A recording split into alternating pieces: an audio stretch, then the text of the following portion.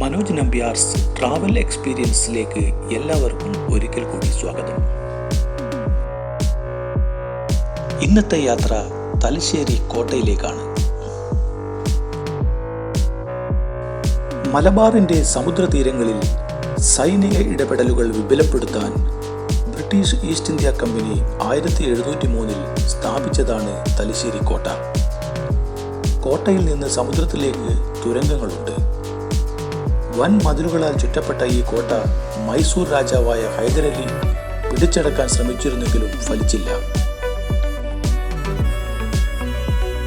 മറ്റു സംസ്ഥാനങ്ങളിലെ പേരെടുത്ത കോട്ടകളെ പോലെയല്ലെങ്കിലും സഞ്ചാരികളുടെയും ചരിത്ര പഠിതാക്കളുടെയും പ്രിയപ്പെട്ട ഇടങ്ങളാണ് ഈ കോട്ടകൾ. ചരിത്രമുറങ്ങുന്ന കോട്ടകൾ പലതുമുണ്ട് കേരളത്തിൽ. കഴിഞ്ഞ കാലത്തിന്റെ മഹിമയും പ്രൗഢിയും വെളിവാക്കുന്നവ.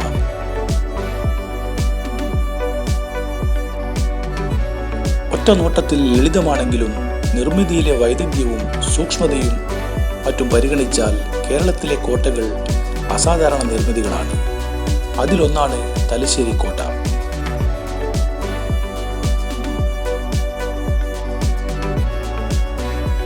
തെയ്യങ്ങളുടെ നാടായ കണ്ണൂർ ജില്ലയിലെ തലശ്ശേരി പട്ടണത്തിലാണ് ഈ കോട്ട.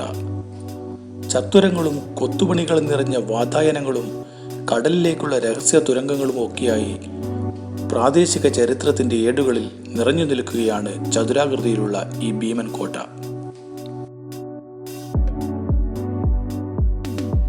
1683 ഈസ്റ്റ് ഇന്ത്യ കമ്പനി മലബാർ തീരത്ത് അധിവാസമുറപ്പിച്ചതിന്റെ തെളിവാണ് അവർ 1703 നിർമ്മിച്ച തലശ്ശേരി കോട്ട.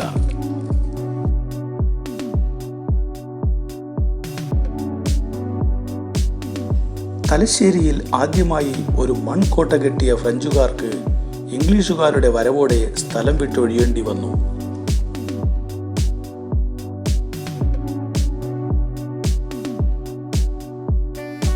തലശ്ശേരിയിൽ വെറും കുരുമുളക് വ്യാപാരികളായി വന്ന ഇംഗ്ലീഷുകാർ ഒരു നൂറ്റാണ്ടുകാലത്തിനിടയിൽ നാടിന്റെ ഭരണാധികാരികളായി തീർന്ന ചരിത്രത്തിന്റെ പ്രതീകം കൂടിയാണ് ഈ കോട്ട.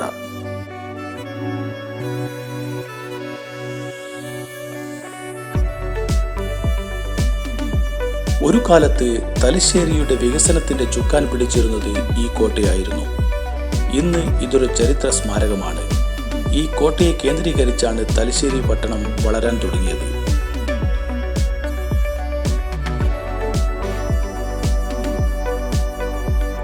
ഇംഗ്ലീഷുകാർ തിരുവിതാംകൂറിൽ അഞ്ചുതെങ്ങും മലബാറിൽ തലശ്ശേരിയും കേന്ദ്രമാക്കിക്കൊണ്ട് കച്ചവടം തുടങ്ങുകയും പടിപടിയായി അഭിവൃദ്ധിപ്പെടുകയുമാണ് ഉണ്ടായത്.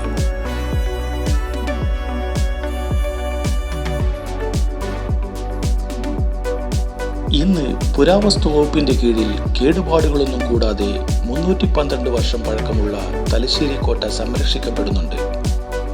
കടലിലൂടെ വന്നിരുന്ന ബ്രിട്ടീഷ് കപ്പലുകൾക്ക് ദിശാസൂചന നൽകാൻ കോട്ടയുടെ മുകളിൽ ഒരു ലൈറ്റ് ഹൗസും ഒരുക്കിയിരുന്നു.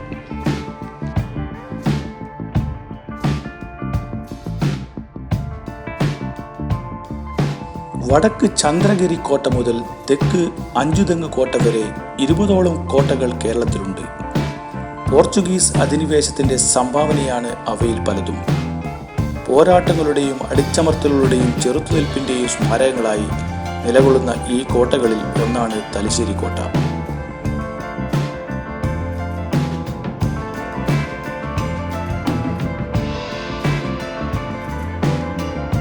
തലശ്ശേരിയിൽ വന്നാൽ MM റോഡിലെ ഷേണായിസ് റെസ്റ്റോറൻറ്റിലെ ഇലയടയും ചായയും കഴിക്കുന്നത് ഒരു പതിവാണ്.